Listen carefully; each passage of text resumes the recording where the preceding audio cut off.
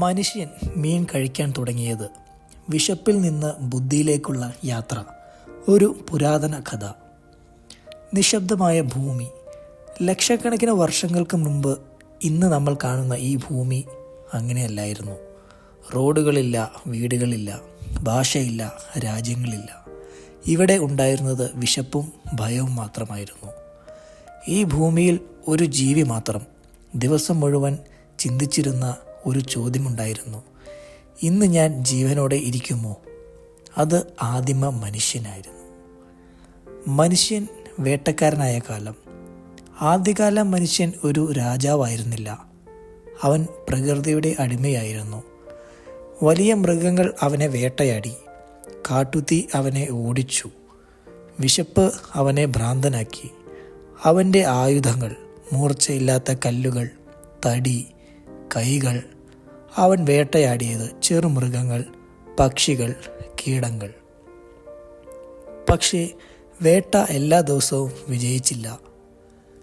വിശപ്പിൻ്റെ ഏറ്റവും ഭയങ്കരമായ രൂപം. വിശപ്പ് എന്നത് വയറ്റിലെ വേദന മാത്രമല്ല.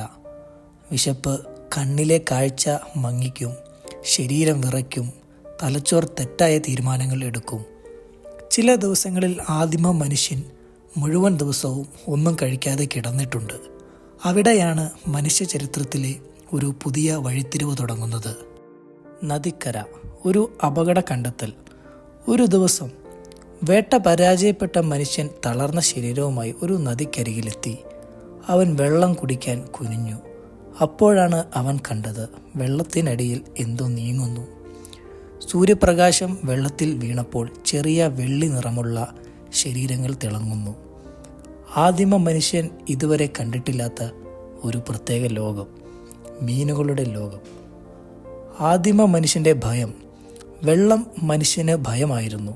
വെള്ളത്തിനുള്ളിൽ മുങ്ങിപ്പോകാം, എന്തോ കടിക്കും, കാണാത്ത അപകടങ്ങൾ. അതിനാൽ ആദ്യം അവൻ വെറുതെ നോക്കി നിന്നു. പക്ഷേ വിശപ്പ് വീണ്ടും ചോദിച്ചു: നോക്കി നിൽക്കണോ അല്ലെങ്കിൽ ശ്രമിക്കണോ? ആദ്യ ശ്രമം പരാജയം. അവൻ കൈ നീട്ടി. വെള്ളം കുലുങ്ങി. മീനുകൾ പെട്ടെന്ന് അപ്രത്യക്ഷമായി. രണ്ടാമത് ശ്രമിച്ചു. വീണ്ടും പരാജയം. ആദിമ മനുഷ്യൻ മനസ്സിലാക്കി, മീൻവേട്ട മൃഗവേട്ട പോലെയല്ല. ഇവിടെ കുറച്ച് ബുദ്ധി ഉപയോഗിക്കണം. കല്ല്, മനുഷ്യൻ്റെ ആദ്യ ആയുധം. അവൻ കരയിൽ നിന്നും ഒരു കല്ലെടുത്തു, വെള്ളത്തിലേക്ക് എറിഞ്ഞു. ചില മീനുകൾ ഭയന്ന് ചിതറിപ്പോയി. പക്ഷേ ഒരു മീൻ കല്ല് തട്ടി വെള്ളത്തിൻ്റെ മേൽവശത്ത് തിരിച്ചു കറങ്ങി. ആദിമ മനുഷ്യൻ ഒറ്റ നിമിഷം പോലും ആലോചിച്ചില്ല. അവൻ അത് പിടിച്ചു. മനുഷ്യ ചരിത്രത്തിലെ ആദ്യ മീൻവേട്ട. ഇത് ഭക്ഷണമാകുമോ? അവൻ്റെ കയ്യിൽ മത്സ്യം വിറയ്ക്കുന്നു, ചെറിയ കണ്ണുകൾ, തണുത്ത ശരീരം. ആദിമ മനുഷ്യൻ ഇതുവരെ ഇത്തരമൊരു ജീവിയെ ഭക്ഷണമായി കണ്ടിട്ടില്ല. പക്ഷേ വിശപ്പ്. അവൻ അത് കടിച്ചു. രുചി അറിയാത്തത്, പക്ഷേ വയറ്റിൽ പോയി.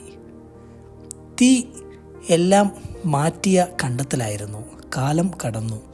മനുഷ്യൻ തീ ഉപയോഗിക്കാൻ പഠിച്ചു. തീയിൻ്റെ ചൂട്, സംരക്ഷണം, വെളിച്ചം. ഒരു ദിവസം പിടിച്ച മീൻ തീക്കരിയിൽ വീണു. മീൻ പൊള്ളാൻ തുടങ്ങി. വായുവിൽ ഒരു പുതിയ ഗന്ധം. ആദിമ മനുഷ്യൻ അത് എടുത്ത് മന്ദമായി രുചിച്ചു. അവൻ്റെ മുഖഭാവം മാറി.